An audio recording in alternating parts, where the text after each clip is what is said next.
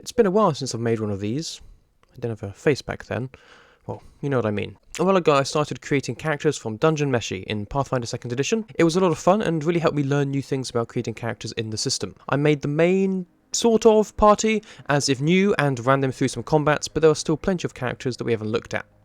Now, we're not going to look at all of them, of course, but there are a couple of other notable characters that we haven't taken a look at yet. One of them is Shuro, one of the previous party members before Fallon was lost, at which point he went off by himself to try and retrieve her with his retainers, sort of his retainers, who we may look into another time, as they are quite a varied bunch. We only meet him for a couple of episodes, but he's a very interesting guy, and quite different to Laios and Senshi, which, you know, kind of the point. This also means that whilst he is almost certainly a fighter, I did have a look at dedications and other classes, but I don't really see any fitting, but let me know if you think any of them do down below in the comments. We can still build him in quite a different way to the others. Shuro, full name Nakamoto Toshiro, is an Eastern man, being from the Eastern Archipelago we often hear of, and he fights with a tachi. Sorry if I've butchered that pronunciation, which is a traditional Japanese sword often worn by samurai in the feudal era of Japan that preceded the creation of the katana. They were similar length to a saber, and even when katanas became more widely used later, they were often wielded by high-ranking samurai. This makes some degree of sense either way here, as Shuro is also the heir to the Nakamoto clan, making him something of a high-ranking noble himself, but also if it's just the time period that they were kind of going for. So, how to make him in Pathfinder? Let's have a look. So Shuro is another tall man, granted from a different place, but this means he is still ultimately what we consider a human, which means we have the standard ancestry we've had for a few of these characters, 8 hit points, size medium, 25 speed, the standard, and 2 free ability boosts.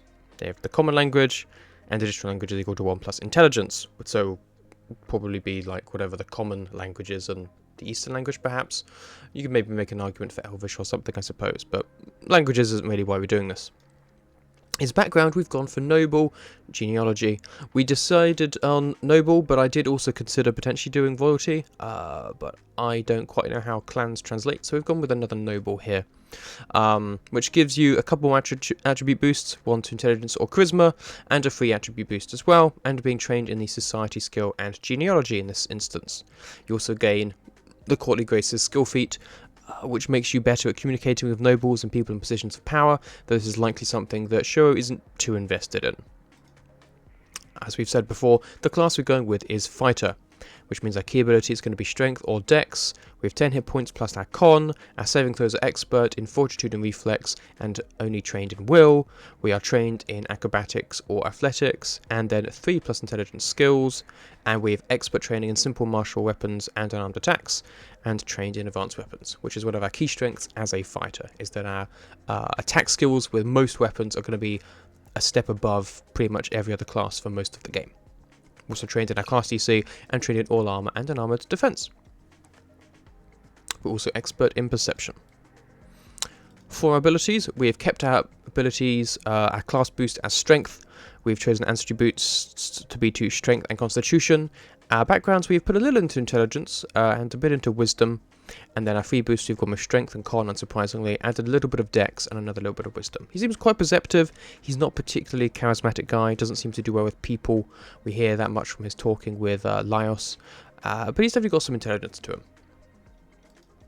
For skill training, we chose acrobatics out of the two. Even though he is stronger, he seems very nimble and quite fast moving, so that's why I've gone with that decision, but we may well add athletics later. In fact, well, you can see that we have. Intimidation, we have also added. He might not necessarily be a particularly sociable personally thing, but he can still be quite scary, quite loud when he does shout, when he raises his voice. And then stealth and survival, and, you know, lore genealogy. Again, just things that make sense as a person going to a dungeon. You need to know when to be quiet, you need to know how to do some basic survival techniques. Even though without his retainers, it looks like he would probably not be doing too well, because when we see him again, he's not been sleeping, he's not doing too great. Class skill, like we said, so I got a model before. Our class skill chose athletics, but then we also chose acrobatics because he seems quite nimble and light on his feet. Heritage for our human, which is, if you don't know, kind of a sub-race. It's not, but it's a similar idea. We chose versatile human, as he's not like a half human, half something else, as far as I know anyway. He's not winter-touched, like you could make the argument that Laios was. So a versatile human is one who's just versatile. You get a general feat of your choice, as long as you meet the prerequisites for it. which is always useful to have, and we chose Fleet for this, which increases our speed by 5 feet, making it 30, which is pretty quick in this system. Remember that you can spend multiple actions to move in Pathfinder, you don't just dash, so you can go pretty fast even with an extra 5 feet of movement. And again, when we see him, when he's in action, he is pretty quick, so I think this makes a lot of sense for him. Ancestry feat, we chose Natural Ambition, which is in a similar vein. Humans don't have particularly interesting abilities. They don't get like special visions or extra attacks and things like that most of the time, unless you go into more specific ones. But what they do get, I've started to figure out, is they're good at getting extra skills, extra class feats, extra general feats, just making themselves really better and really well practiced in what they can do, which makes a lot of sense for humans. It's like, I might not have, you know, this like ability to see in the dark, or I might not be able to like breathe fire, but I'm going to train really hard into doing what I can do, and I think that makes a lot of sense. So this has given us the ability to choose 2 class feats. We've gone with Sudden Charge and Exacting Strike. Sudden Charge is a 2-action flourish fighter feat, and it says that with a quick sprint, you dash up to a foe and swing. You stride twice, and if you end your movement within melee reach of at least one enemy, you can make a melee strike against that enemy. And you can use it whilst using other movements as well, which is very useful. Flourish means you can only perform it once per round, which makes sense. It's 2 actions anyway, so you'd be able to, but yeah, it just prevents you from using certain abilities too much. So this is useful. It means you can especially do 3 actions for the price of 2, and you can cover a lot of ground and still make an attack, which kind of makes sense as when we first are reintroduced to Shuro, he strikes that like water eel really quickly, kind of just comes out, you know, chops its head off. Exacting Strike is a press maneuver, and it's 1 action. Something that has the press trait means that they allow you to follow up early attacks, so they can only be used when you are affected by multiple attack penalty. And they often work with, they have a failure effect rather than a success effect. This one means that you make a controlled follow-up attack, fully accounting for your momentum. You make a strike, and if you miss, your multiple attack penalty does not increase. Now, Shuro is a very well trained swordsman. I feel this makes a lot of sense for him. As a rule, you don't want to do 3 attacks per action. There are usually more important things you can spend that 3rd action on, because you're almost never going to hit, because you've got a -10. However, as a fighter, you have the highest, for most weapons anyway, attack penalty for most of the game, and this means that your 2nd attack is only going to be at a -5 or -4 if you're an agile weapon, not at the -10 or -8. Which means that it is more likely to hit, both because you're not at a higher penalty and you've still got a higher bonus than most people. So this means if you've got a big enemy that you're fighting up against, or you've got a couple of foes, you can actually take that choice to make that 3rd attack and then, you know, not do something else, and it's actually more viable. So I think that makes sense here. As a fighter, we also get Reactive Strike and Shield Block for free, both of which are reactions. Shield Block, unfortunately, is not going to be too useful for us because Shuro does 2-wield his touchy a lot of the time, and Reactive Strike obviously is always useful. This is essentially Attack of Opportunity, if you don't know, but in Pathfinder that is not a given. Most people, most characters do not have that. You need pretty quick reflexes and such, and so fighters are one of the few classes that can do that. There's a few other benefits as well, but we're not going to get into those here. I did talk about why I like Reactive Strike in my 10 Things I Wish You Knew About Suno in Pathfinder video, which you can check up in the box above somewhere. Over there, you know where it is. So that's level 1. Now, all of this stuff here is for level 5, because as I'm not going to go through with the main party with Shuro, I just done him to level 5, and we're going to keep him there. So a lot of this information is not relevant, particularly. However, for his weapon, we have given him what is considered the katana. Obviously, a touch is slightly different, but for simplicity's sake.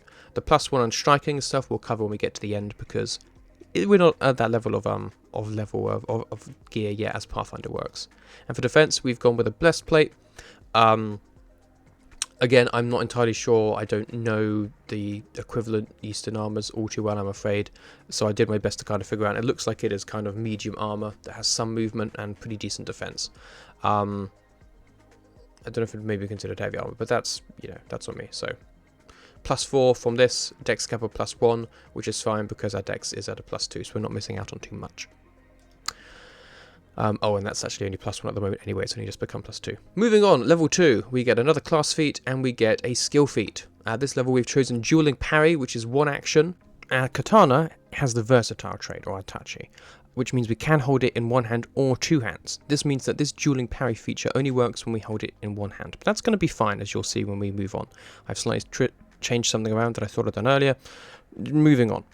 The requirements for this are you're wielding a single one-handed melee weapon and nothing else in your hands, which means you've got a weapon in one hand and nothing in your other hand. No shield, not holding anything. You can parry attacks against you with your one-handed weapon.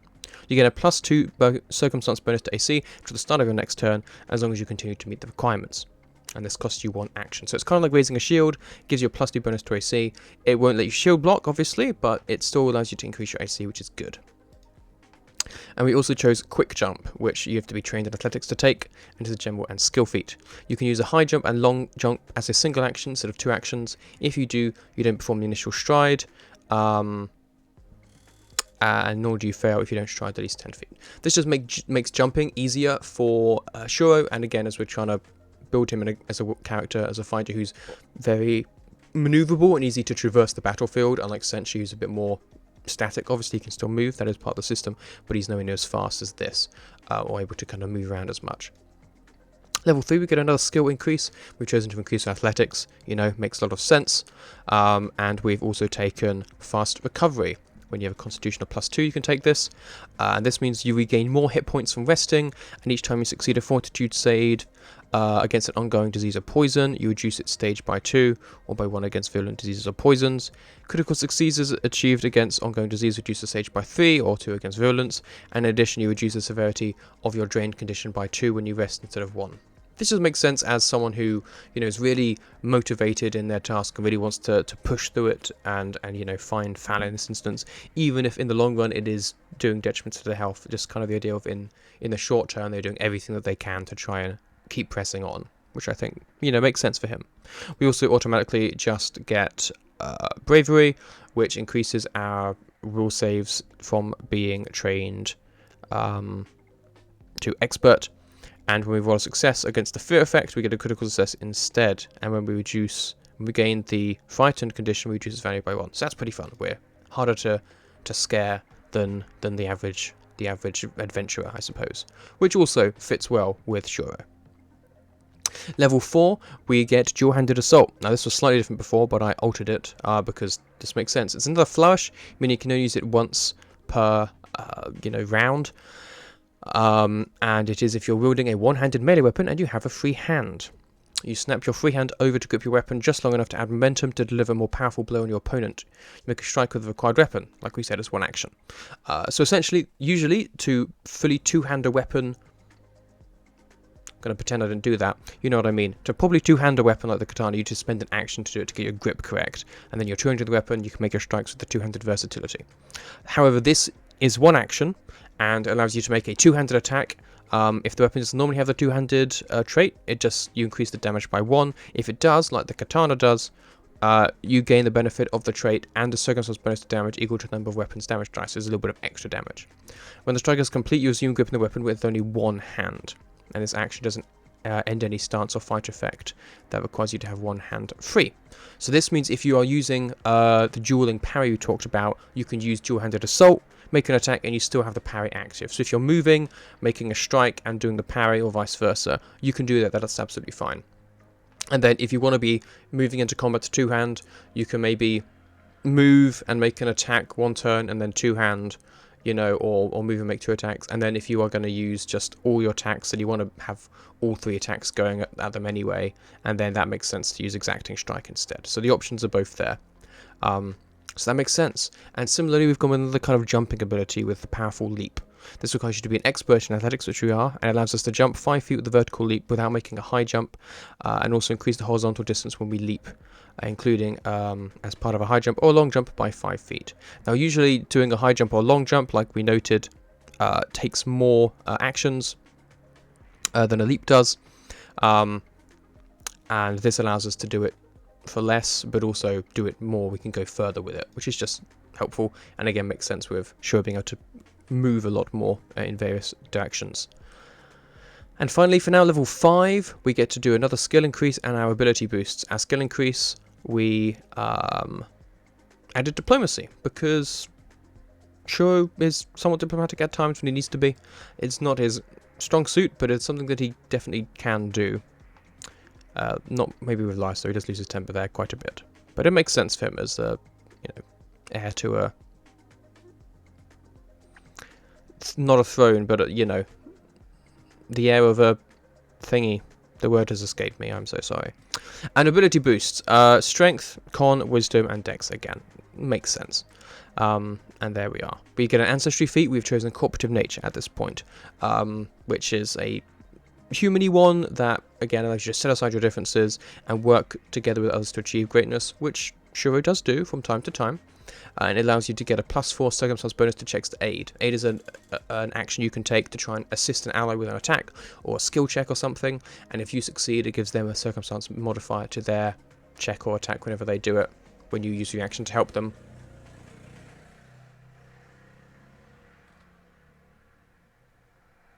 On their turn. And finally, we get a weapon mastery group, which we have taken for swords, which gives us the critical specialization for swords, which is that the target is made of balance by our attack, becoming flat-footed until the start of our next turn. Which, people have flat-footed a lot, but hey, never hurts.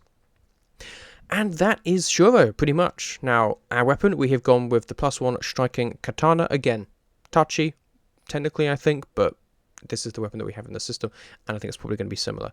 So when it's one-handed, it is a D8, D6 even, like this, and when it is two-handed, it is D10. So if we are making a one attack and trying to be more defensive, we're on D6s, potentially with the ability to make 1, 2 D10 +4 strike, and otherwise we are on the 2D6.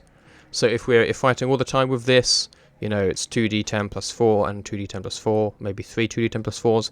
If we are using our dual-handed assault, it'd be 2d10 +6, because we have two damage dice here. And we are on a +16 to hit, and then a +11, and then a +11 if we are using our exacting strike. We also have the deadly d8 on this weapon. That means that when you get a critical hit, you roll this after doubling weapons damage, so it does a little bit of extra damage, which is always very cool. Makes it a lot more dangerous. And it's also versatile P, which means it can be piercing or slashing damage, which gives you more options when things are distances, which again is great. Now this is a +1 striking katana, which makes it a level 4 weapon, so it's about the highest we can get realistically. It's got the striking rune, which is why it's doing 2d6 or 2d10 damage rather than just 1. And it's got a +1 potency rune, which increases its attack. And there we go. I've not given him any of the equipment, any of the bits and bobs like that. Armor potentially could also be increased and magicked, but we haven't looked into that too much either. AC is at 22, and if we use our dueling parry, that becomes 24, which is pretty good. Our initiative varies, but our perception is at a +12, our athletics is at a +13, and then all the other skills are doing alright. Stealth at +9 and survival at +10 are both pretty good. +12 for will and fortitude saves, and +11 for reflex saves, all at expert. Not bad. And 73 hit points at level 5, which is a decent chunk. And we can heal more of those back as well with our better resting. But that is Shuro in a nutshell, roughly. At some point, we'll throw him into a combat and see how he fares. But yeah, different kind of build, whereas with Senshi we had, big heavy swings with high risk reward, for if you miss you are kind of in trouble because that wasn't your main attack, and a bit slower, but potentially able to mitigate more with that huge shield that they have. Whereas here we've gone with a bit more speed, a bit more maneuverability, able to jump and clear gaps and stuff, and make decently heavy attacks, and just stay in one place, or maneuver more and be more on the defensive and make attacks and move around more on skirmish. So two quite different fighters, which is always, a fun thing about this system that I enjoy. But there we are. That is all for now. Sorry this has been a bit more rambly.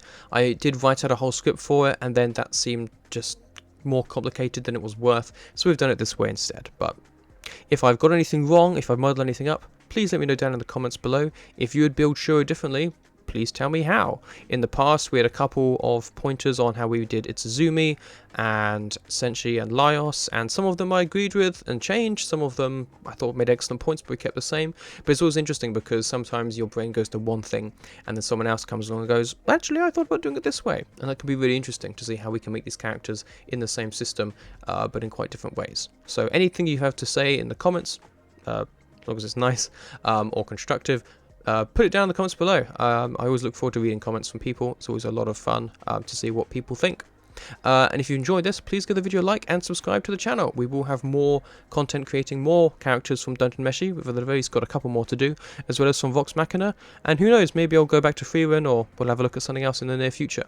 But until then, thank you for listening and for watching, and I'll see you in the next one. Goodbye.